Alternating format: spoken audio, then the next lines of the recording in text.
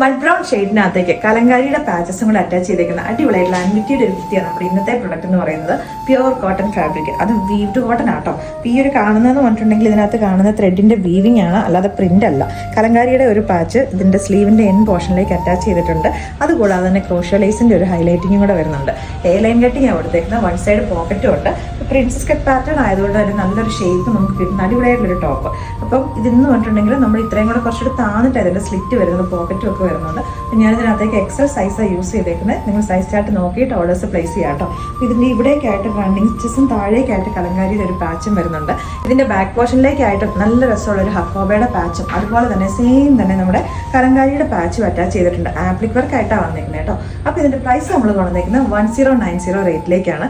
ഇടാൻ വേണ്ടിയിട്ടാണ് super comfortable ആയിട്ടുള്ള ഒരു ഫാബ്രിക്കാണ്. ഈ അൻവിറ്റിയുടെ കുർത്തീസ് എടുത്തിട്ടുള്ളവർക്കറിയാം, കാരണം ഇത് 100% കോട്ടൺ ഫാബ്രിക്കാണ്.